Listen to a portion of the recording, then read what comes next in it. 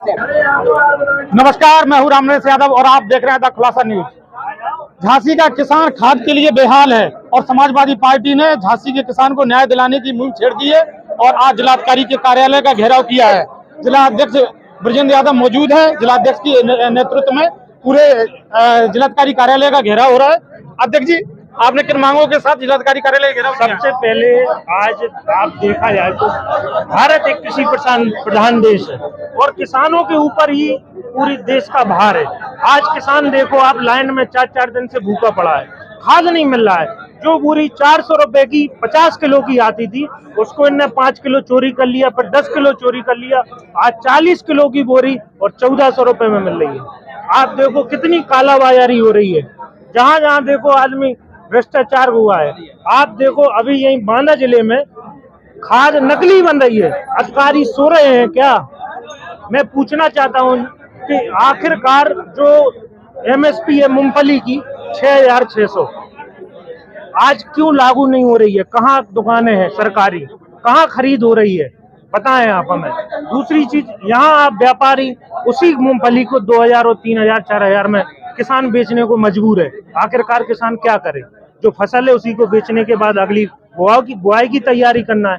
यहाँ तैयारी करने के लिए जाओ तो खाद नहीं मिलना है, 4-4 दिन लाइन में लगना है। अभी मैंने देखा है अपने मऊरानीपुर में किसानों के साथ पुलिस बदतमीजी कर रही, मारपीट कर रही है। रक्षा राजापुर में आप देखो सचिव ऐसे कागज फेंक रहा है। ये क्या हो रहा है?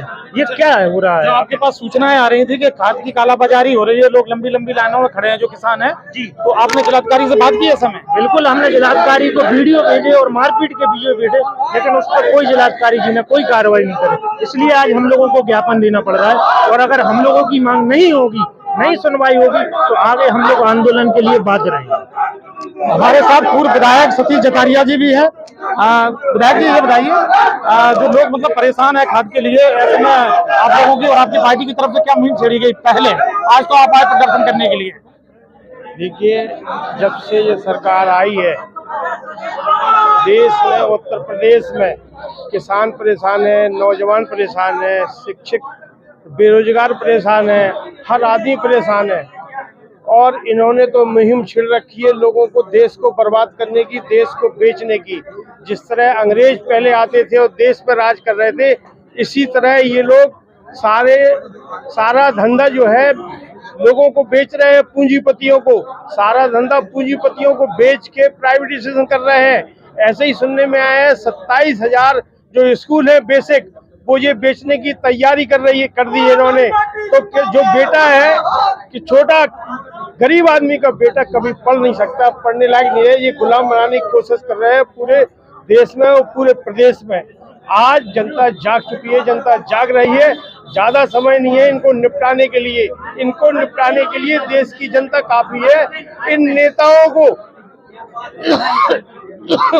जब जनता जूता लेके दौड़ाएगी तब इनको समझ में आएगी कि कोठी में बंगले में बैठ के राजनीति करना, देश के लोगों को बेचना, गरीब मजलूम दलित लोगों को बेचना, उनकी समस्या का समाधान न करना, ये इनकी कमजोरी है। इस देश को सिर्फ 4 लोग चला रहे हैं। इस देश को 4 जो है गुजराती चला रहे हैं और पूरा देश बिक रहा है। देश को अगर 4 गुजराती चला रहे हैं, पूर्व जिलाध्यक्ष हमारे साथ है सन सिंह शेरसा, तो गुजराती 4 चला रहे हैं। आपके पूर्व विधायक जी का कहना है, आप लोग क्या कर रहे हैं जो आपके क्षेत्र में सबसे ज्यादा खाद की किल्लत है? ऐसा है, जब ये क्रय केंद्र बन रहे थे धान के लिए तो 60 और 70 बनाया गया था और उसमें मांग की थी पूंछ बनाने की, पूंछ में भी बनाने की मांग की थी। आज स्थिति ये है कि किसान अपनी एक ट्रॉली एक हफ्ता वहीं खाना मंगा रहा है, भूखे पड़ा है और वो बिक नहीं रही है। 3500 से शुरू हुई थी खरीद, 2800-2700 तक पहुंच गई है। मूंगफली की खरीद जो एमएसपी 6000 अध्यक्ष जी ने बताया 6000 थी, उसको 3000 में खरीदा जा रहा है। क्या होगा किसान का?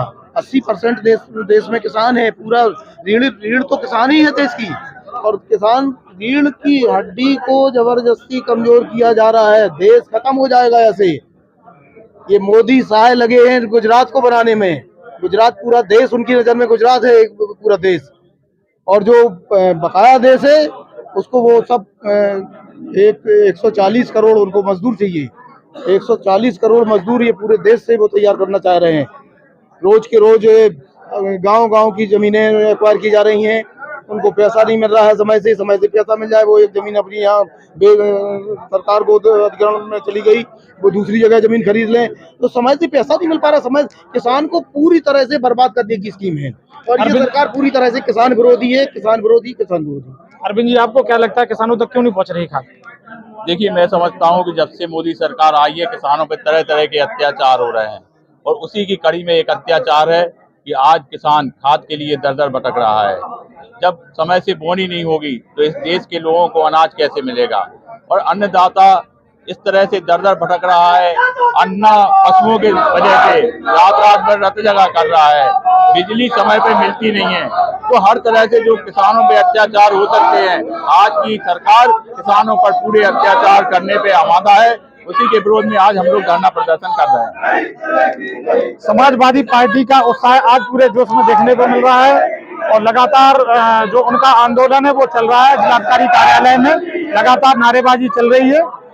अब आने वाले दिनों में देखना है कि समाजवादी पार्टी सरकार से लड़कर किसानों का भला कर पाती है या नहीं कर पाती है। लोगों तक जो किसान है, बुंदेलखंड का किसान है, उस तक खाद पहुंच पाती है या नहीं पहुंच पाती है। हमसे जुड़े रहने के लिए हमारे YouTube चैनल को सब्सक्राइब करें और नई वीडियो की नोटिफिकेशन के लिए बेल आइकॉन को दबाएं। अगर आप ये वीडियो Facebook पर देख रहे हैं तो लाइक जरूर करें और ज्यादा से ज्यादा शेयर करें। धन्यवाद।